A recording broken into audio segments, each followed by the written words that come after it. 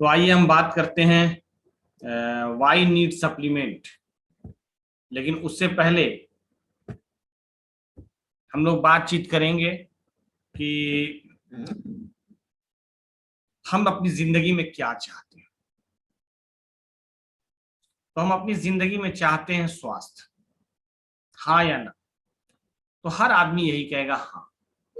तो सवाल है कि हम स्वस्थ तो चाहते हैं, हम चाहते हैं कि हम हेल्दी रहें, तो क्या हमें पता है कि हम हेल्दी कैसे रहेंगे?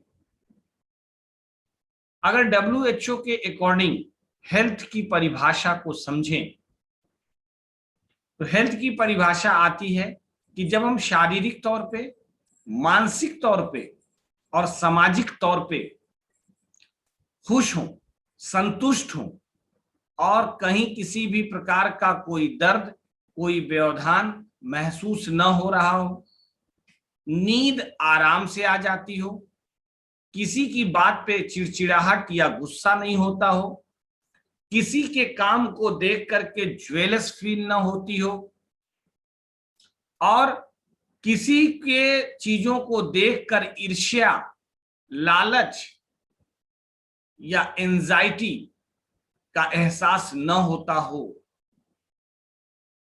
तब जाकर के हम हर लेवल पे हेल्दी हैं, हम स्वस्थ हैं।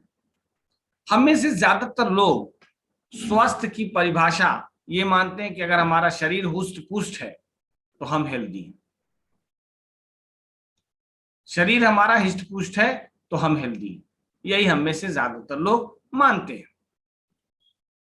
आइए अब आगे समझते हैं कि हम शारीरिक स्वास्थ्य की अगर बात करते हैं, मानसिक स्वास्थ्य की अगर बात करते हैं, सामाजिक स्वास्थ्य की अगर बात करते हैं, तो हमारे शरीर में 4 स्टेप्स की चीजें होनी चाहिए।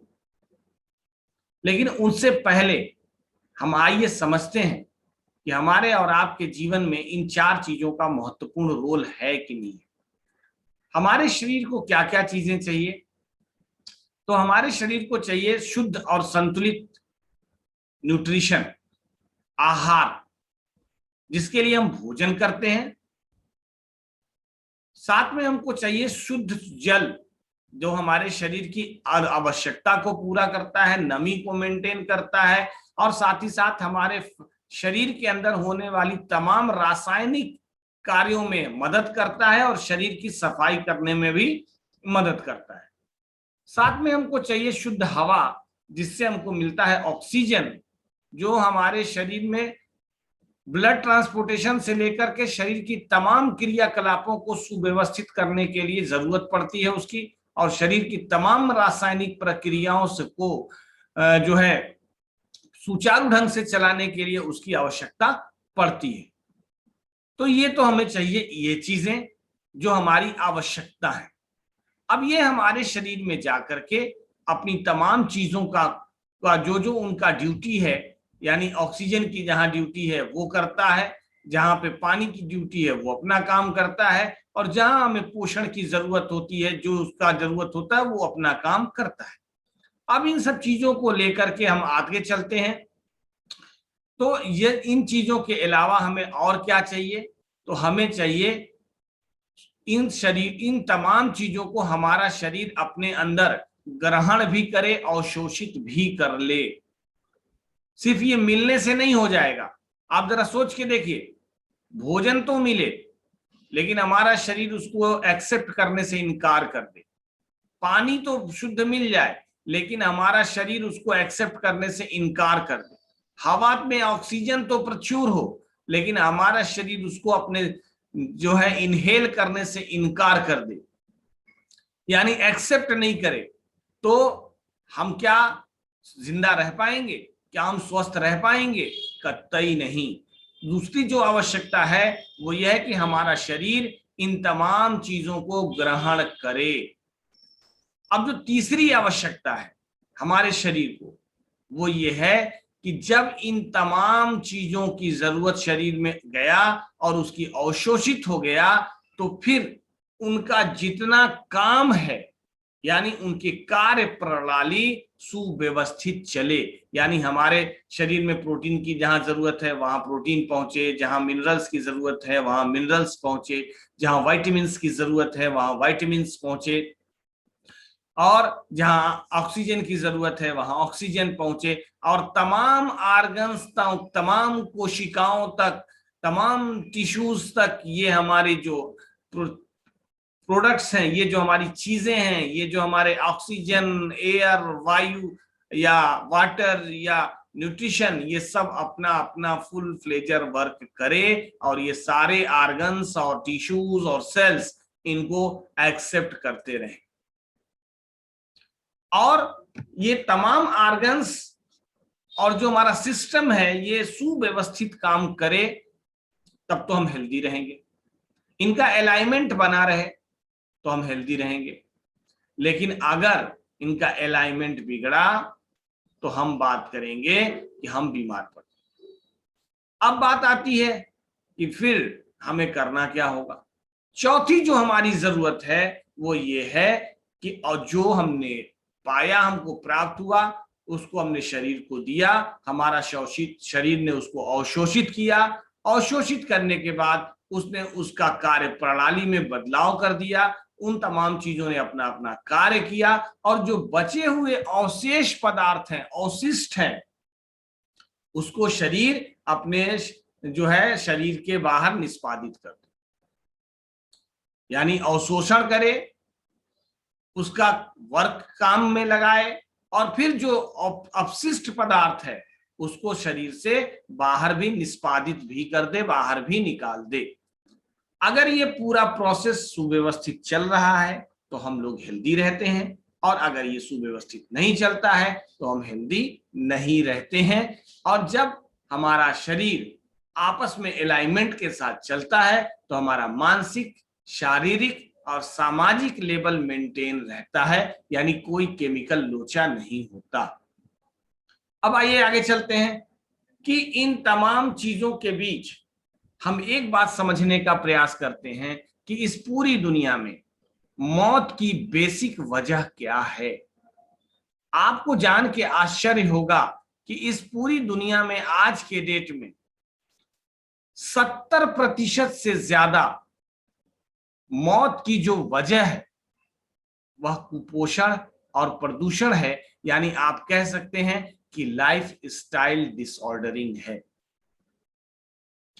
पहले ये थोड़ा और ज्यादा था, लेकिन अभी पिछले कुछ सालों से इन्फेक्शनल डेथ बढ़ी है, उसकी वजह से लाइफ स्टाइल डिजीज में थोड़ी सी डिफिशियंसी आई है। लेकिन अगर इन दोनों को जोड़ दें तो लाइफ स्टाइल डिजीज और इन्फेक्शनल डिजीज में एक बहुत बड़ा रिश्ता है।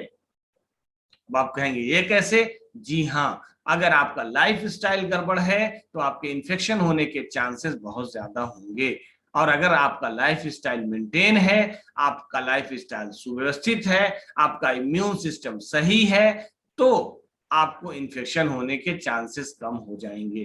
तो ऐसा विचार है WHO के हिसाब से, पूरी दुनिया के सर्वे के हिसाब से 85% मौत की जो वजह है, बीमारियों की जो वजह है, उनमें से लाइफ स्टाइल डिजीज है।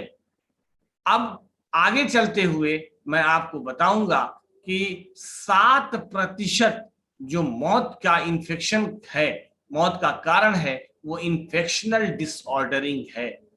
इन्फेक्शनल डिसऑर्डरिंग यानी viral infection, fungal infection, bacterial infection और ये सारी चीजें, ये उससे ज्यादा अभी बढ़ा हुआ है। अभी ये तकरीबन 14 से 15% इन्फेक्शनल डिजीज की कैटेगरी में आ रहा है, या उससे भी ज्यादा है। उसके अलावा अगर आप बात करेंगे तो हार्मोनल डिसऑर्डरिंग मौत की एक बहुत बड़ी वजह है। हार्मोनल का अनबैलेंस होना, स्टेरॉइड, थायराइड, इन सब चीजों का अनबैलेंस हो जाना, एसटीबी का अनबैलेंस हो जाना, ये हमारे मौत की एक बहुत बड़ी वजह है। अब आगे चलते हैं। तो हमने बात कर लिया lifestyle disease, infectional disease, hormonal disordering. अब उसके अलावा जेनेटिक डिसऑर्डरिंग भी मौत की एक वजह है, और प्रीमेच्योर मिसकैरेजेस या प्रीमेच्योर बेबीज डेथ भी 2.4% के आसपास है। इनके अलावा एक्सीडेंटल डेथ लगभग पूरी दुनिया में 4% है जो एक्सीडेंटल डेथ होती है, कभी छत से गिर के, कभी ट्रेन से, कभी प्लेन से, कभी कार से, कभी बाइक से, कभी किसी से, कभी किसी से। दुनिया में 4% मौत की जो वजह है वह एक्सीडेंटल है। तो मौत की जो मोटी मोटी वजह है उसमें से लाइफस्टाइल डिजीज है, इन्फेक्शन है, जेनेटिक डिसऑर्डरिंग है, हार्मोनल डिसऑर्डरिंग है, और साथ ही साथ मैं बात कर रहा था एक्सीडेंटल डेथ है, और प्रीमेच्योर बेबीज यानी जो है प्रीमेच्योर डिलीवरीज, उसमें बहुत बड़ा एक वजह है। इसके अलावा अब बात करते हैं, तो हम लोग यहाँ जो आज कवर करेंगे इन बात को समझेंगे कि हम कैसे लोगों की हेल्प कर सकते हैं, हम अपनी कैसे हेल्प कर सकते हैं। अब लाइफस्टाइल डिजीज की अगर आप बात करेंगे तो लाइफस्टाइल डिजीज के 85% के हिस्से में 85% का जो पार्ट है, यानी 85% तो टोटल लाइफस्टाइल डिजीज है, उनमें से 85% जो कारण है वह कुपोषण और प्रदूषण है। लाइफस्टाइल डिजीज का कुपोषण और प्रदूषण है। अब 50 से 55% कुपोषण है और 30 से 35% प्रदूषण है। आपको जान के आश्चर्य होगा कि हिंदुस्तान के अंदर नहीं बल्कि पूरी दुनिया के अंदर सिर्फ वायु प्रदूषण के कारण अगर 100 मौत होती है तो उनमें से 12 मौत वायु प्रदूषण के कारण होती है। आप जरा सोच के देखिए। तो इतना जो है तेजी से ये हैट्रिक हो रहा है। अब बात आती है कि हम इसमें क्या कर सकते हैं। मैं बहुत ओपनली आपको कुछ बातें बताने वाला हूं, इस बातों को आप बहुत ध्यान से सुनिएगा। अब इन्फेक्शनल डिजीज में अगर किसी को इन्फेक्शन हो गया है तो आप एक बात जान लीजिए, उनको जरूरत किसकी है, डॉक्टर की या आपकी? बताइए, उनको किसकी जरूरत है, डॉक्टर की या आपकी?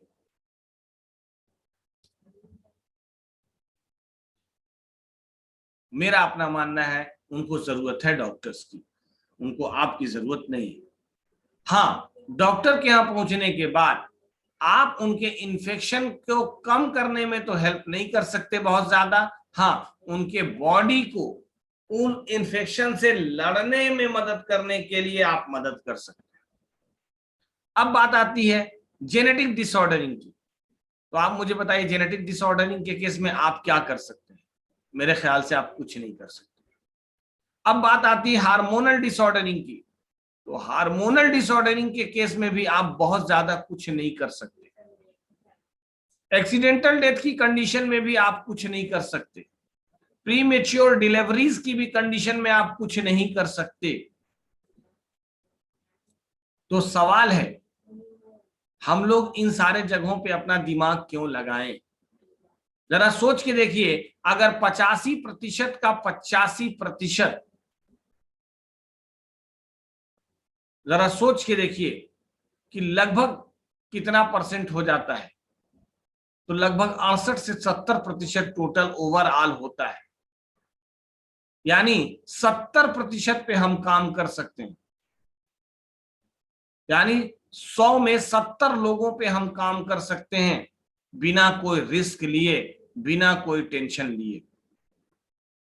और बाकी 30 लोगों में हम अपनी मदद पहुंचा सकते हैं और उनको ये कह के बता सकते हैं कि अगर आप इन चीजों की जरूरत का इस्तेमाल करें तो आपकी जिंदगी में बदलाव आ सकता है। ये मैं आपको एक स्ट्रक्चर दे रहा हूं कि आपको क्या समझना चाहिए। अब आगे बात करेंगे कि आखिर जब हमको आहार चाहिए तो हमें चाहिए प्राकृतिक भोजन। और आप सब ने एक बात समझा है कि 50 से 55% हिस्सेदारी है कुपोषण की, 30 से 35% हिस्सेदारी है प्रदूषण की, 85% लाइफस्टाइल डिजीज की वजह में। अब बात आती है कि ये लाइफस्टाइल डिजीज आया क्यों और इतनी तेजी से ग्रो क्यों कर रहा है। तो आइए थोड़ा सा 5 मिनट का बात हम लोग 5 मिनट की चर्चा उस पर भी करते हैं कि ये लाइफ स्टाइल के बीच में हमारे और आपके कारण क्या है। दुनिया बहुत तेजी से बढ़ रही है, ग्लोबलाइजेशन बहुत तेजी से बढ़ रहा है, लोग ड्यूटीज में बहुत तेजी से बढ़ रहे हैं, आमदनी घट रही है और आपाधापी भरी जिंदगी है। आज अनिश्चितताओं का दौर चल रहा है, लोग परेशान हैं, हताश हैं, निराश हैं, लोगों की नौकरी जा रही है, लोगों का कारोबार ठप हो रहा है, लोगों की दुकान खत्म हो रही है और इसकी वजह से लोगों के दिमाग में बहुत सारी अनिश्चितताएं पैदा हैं और वो मेंटली स्ट्रेस में जी रहे हैं। मेंटली स्ट्रेस में जीने की वजह से नींद का कम आना, भोजन का सही ढंग से न कर पाना, साथ ही साथ आज हमारे जीवन शैली में जो है व्यायाम से का बाहर हो जाना, ये सारी बातें इस पे मैयार करती हैं। साथ ही साथ हमारे कार्य की पद्धति बदली है, आज हम इंडोर वर्क में ज्यादा इन्वॉल्व है, आज हमारे बच्चे भी इंडोर वर्ल्ड में ज्यादा इन्वॉल्व है, हम आउटडोर गेमिंग नहीं कर पाते हैं। और अभी पिछले 2 सालों से अगर आप बात करें तो पिछले लगभग 1.25 साल से तो हमको आउटडोर गेमिंग पे बहुत प्रतिबंध भी लगा हुआ है कोविड की वजह से। तो एक बात जरा सोच के देखिए कि हमारी लाइफ स्टाइल बदल रही है, हम घर में ज्यादा रह रहे हैं, हमारे पेड़ कट रहे हैं, हमारे वातावरण में ऑक्सीजन की कमी आ रही है, हमारे यहाँ फैक्ट्रियों का शोर है जिसकी वजह से पानी में बहुत ज्यादा प्रदूषण हो गया है, आज अनाजों में मिलावट आ रहा है, आज हमने मॉडर्न फर्टिलाइजर्स का इस्तेमाल करके, हाइब्रिड सीड्स का इस्तेमाल करके अपने भोजन को भी विषैला बना लिया है। अगर आप बात करें तो आज हम लेट नाइट ड्यूटीज करने में बहुत ज्यादा है, जबकि पहले की दुनिया में, पहले आज के हमारे 40 साल पहले की दुनिया का अगर आप अध्ययन करें, आज के 30 साल पहले की दुनिया का अध्ययन करें तो शायद कार्य प्रणाली, कार्यशैली इतनी जोखिम भरी और इतनी व्यस्त नहीं थी।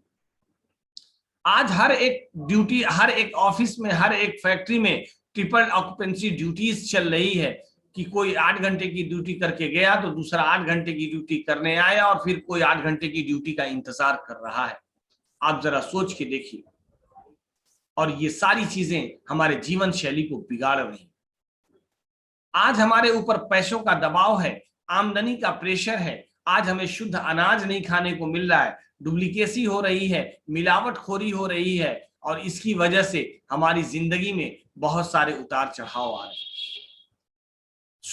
हमें न संतुलित आहार मिल पा रहा है, न संतुलित नींद मिल पा रही है, न संतुलित जो है चैन और सुकून मिल पा रहा है, न हमारा कार्यशैली ही सही है। तो हमारा पूरा वर्क एथिक्स बिगड़ा हुआ है जिसकी वजह से हमें जीवन शैली बिगड़ गई है और न हमें खाने का ठिकाना है, न हमें सोने का ठिकाना है, न हम बैलेंस डाइट ले पा रहे हैं, न हम ताजे फल और सब्जियां ले पा रहे हैं, जिसकी वजह से हमारे जीवन चर्या में, हमारे जीवन चक्र में हमारा बहुत सारा उतार चढ़ाव और बिगाड़ आ गया है, जिसको करके हमारे शरीर का जो नेचुरल क्लॉक है वो भी अनबैलेंस हो गया है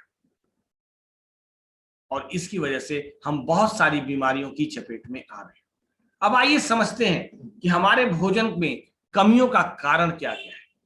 तो कोई एक कारण नहीं है जिसकी वजह से हमारा भोजन प्रदूषित हो रहा है या भोजन खराब हो रहा है, इसके पीछे बहुत सारे कारण हैं। अगर आप बात करें तो आज हमारे भोजन की थाली से जो पोषण गायब हो रहा है उसके पीछे मोटे मोटे कुछ कारण हैं। पहला, मिट्टी का जो उर्वरा शक्ति है उसका नाश हो रहा है, उसमें कमी आ रही है। तो मिट्टी, सॉइल डिफिशियंसी, मिट्टी की बीमार, अगर मिट्टी बीमार है, मिट्टी का पीएच बैलेंस अनबैलेंस है तो अनाज बीमार होगा कि नहीं होगा? तो जाहिर सी बात है अनाज, फल, सब्जियां बीमार होंगे और फिर हम उनको खाएंगे तो हम भी बीमार पड़ेंगे। दूसरी बात करते हैं मॉडर्न फर्टिलाइजर्स का इस्तेमाल। हम modern fertilizers, dye, urea, pesticide, herbicide, fungicide, insecticide का इस्तेमाल कर रहे हैं जिससे हमारा भोजन और ज्यादा प्रदूषित हो रहा है। तीसरा कारण जो मोटा मोटा कारण है और वो है हाइब्रिड सीड्स, यानी हम हाइब्रिड क्वालिटी के बीज का इस्तेमाल कर रहे हैं जिससे हमारे खेतों की पैदावार तो बढ़ रही है, बढ़ती आबादी को हम भोजन तो दे पा रहे हैं लेकिन हमारे भोजन की क्वालिटी घट जा रही है। और इसको आप और अच्छे तरीके से महसूस करते होंगे, आप इसको दूध से आजमा के देखते हो। गायों में वो नस्ल जो टाइप बी की नस्ल है, वो उसके दूध फायदेमंद है, उसका दूध मोटा है। जो हमारे भारत में बहुत सारी साहिवाल नस्ल है, देशी नस्ल है, लेकिन वहीं जो टाइप ए है, फिजियन, जर्सी, इनके दूध ज्यादा तो हैं, लेकिन इनके दूध की क्वालिटी अच्छी नहीं है। इनके दूध में प्रोटीन की कमी है, फैट की कमी है, कैल्शियम की कमी है, मिनरल्स की कमी है। तो एक कारण हाइब्रिड सीड्स है। आगे चलते हैं, लॉन्ग ट्रांसपोर्टेशन ऑफ फूड्स। आज जरा सोच के देखिए, हम सब इस बात को समझ पाते हैं कि पौधे से फल तोड़ने के बाद अगले 6 घंटे के अंदर उसका क्षरण शुरू हो जाता है। तो अगर हमने तत्काल ताजा फल तोड़ा, ताजा सब्जियां तोड़ी और हमने उनको इस्तेमाल कर लिया, तब तो हम उसके पोषकता को पूरी तरह पा रहे हैं। लेकिन अगर हमने 6 घंटे के बाद उसको खाना इस्तेमाल किया, शुरू किया, तो उसमें पोषकता घटनी शुरू हो जाती है। अब आप जरा अपनी दिनचर्या को गौर करिए। बहुत सारी सब्जियां कहीं पैदा हो रही हैं, फल कहीं और पैदा हो रहे हैं, और फिर वो ट्रांसपोर्ट करके दूर दूर तक पहुंच रहे हैं। 24 घंटा 48 घंटा वो ट्रांसपोर्टेशन में रहते हैं, तो उनकी गुणवत्ता कम होती चली जाती है। फिर सब्जी मंडी के अंदर आकर वो जो है 2 दिन 1 दिन पड़े रहते हैं, तो हमारे हाथ तक आते आते वो हफ्तों गुजार देते हैं, तो उनकी पोषकता कम हो जाती है। उसकी वजह से भी हमें पोषकता नहीं मिल पा रही। इसके अलावा फूड का जो है संश्लेषण हो रहा है, यानी आज हम लोग अनाजों और फलों और सब्जियों को प्रोसेस कर रहे हैं, प्रोसेस्ड फूड यूज कर रहे हैं, डब्बा बंद भोजन इस्तेमाल कर रहे हैं।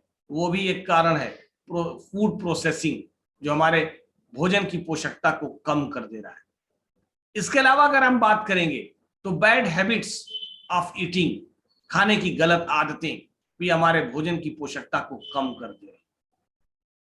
आप जरा अपनी थाली पे गौर करिएगा, आपको समझ में आ जाएगा। और इसके अलावा बैड हैबिट्स ऑफ कुकिंग, खाना बनाने का गलत तरीका, खाना बनाने की गलत आदतें, ये भी हमारे भोजन को खराब करती हैं, इनकी पोषकता को कम करती हैं। माय डियर फ्रेंड्स, अब जरा सोच के देखिए, ये मोटे मोटे कुछ कारण हैं जो मैंने आपको बताए, जिसकी वजह से हमारे भोजन में पोषकता की कमी आ रही है।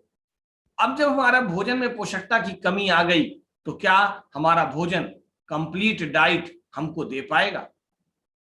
क्या हमें अपने भोजन से संपूर्ण आहार मिल पाएगा? क्या हमें अपने भोजन से जो natural protein, vitamin, minerals, carbohydrates, micronutrients और एंजाइम्स मिलना चाहिए था, वो मिल पाएगा? क्या हमारा शरीर उस भोजन को दबा के पचा पाएगा? तो जरूर से जरा आप अपनी दिनचर्या पे गौर करिए। आज हम इतने आपाधापी भरी जिंदगी में हैं कि हम भोजन को सही से चबा के खा नहीं पा रहे। हम भोजन को निगल ले रहे हैं और वो भोजन पूरी तरह हमारे शरीर में जाके पचता नहीं है, और वही भोजन हमारे शरीर को कुपोषण के साथ साथ फैट्स को प्रोड्यूस करता है और हम ओबेसिटी के शिकार हो जाते हैं। सो माय डियर फ्रेंड्स, आपको अगर ये तमाम चीजें कर रहे हैं, तो क्या आपको नहीं लगता कि जब हमारे शरीर में डिफिशियंसी है न्यूट्रिशन की, तो हमें कहीं ना कहीं से इन डिफिशियंसी को फुलफिल करना चाहिए? अब आती है बात इन डिफिशियंसी को फुलफिल करने की बात। तो इन डिफिशियंसी को फुलफिल करने की बात कोई 2020 और 21 में नहीं शुरू हुई। मैं आपको एक छोटी सी घटना सुनाना चाहूंगा, जिसको लेमन सीमैन कहा गया। यह घटना सन 1903 की है,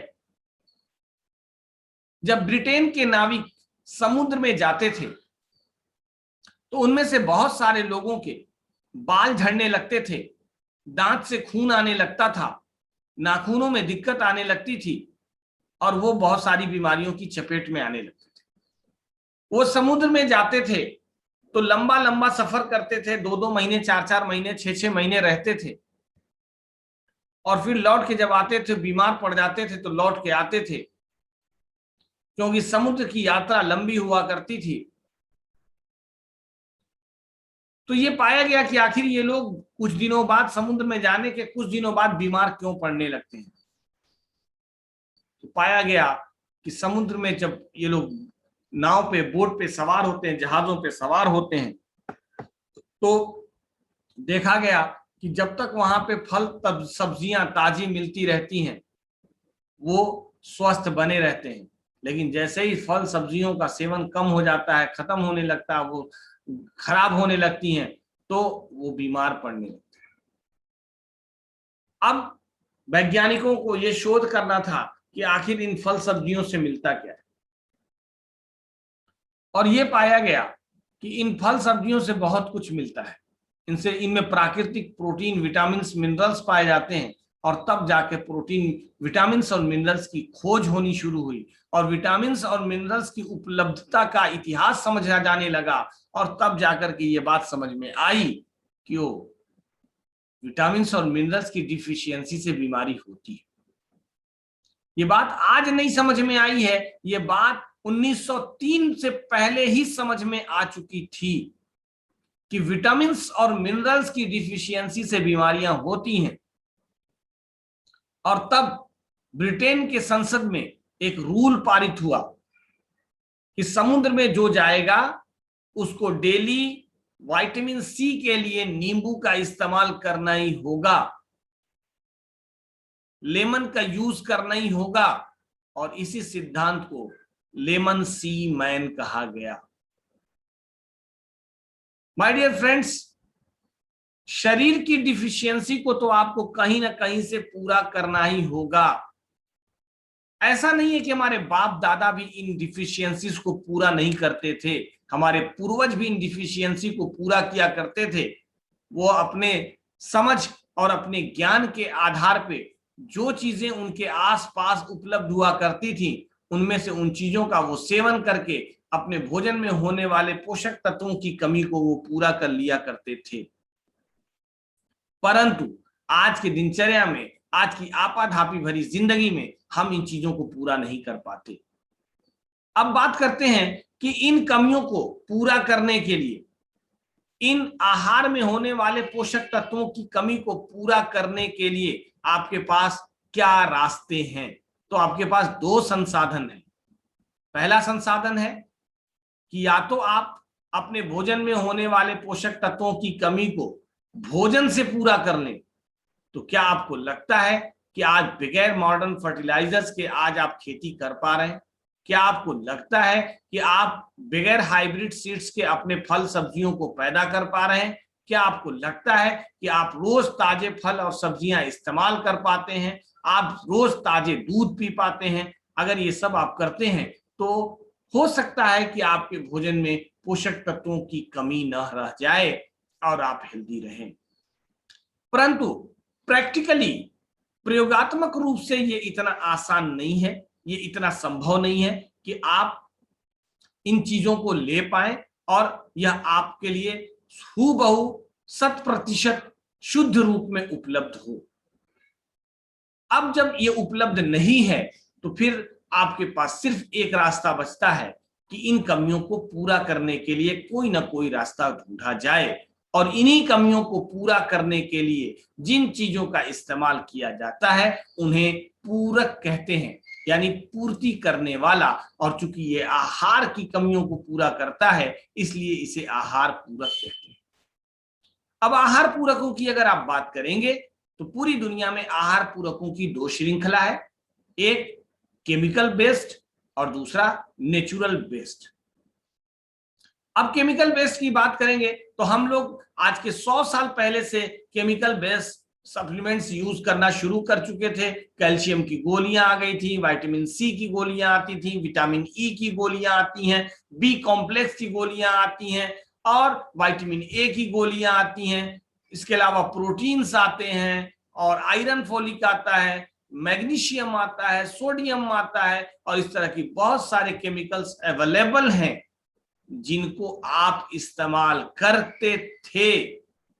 परंतु अगर आप इनका लॉन्ग टाइम इस्तेमाल करते हैं तो यह आपके शरीर में साइड इफेक्ट्स जनरेट कर सकते हैं, क्योंकि हमारी बॉडी नेचुरल है और यह नेचुरल चीजों को एक्सेप्ट करती है, यह केमिकल प्रोसेस्ड चीजों को यूज एक्सेप्ट नहीं कर पाती।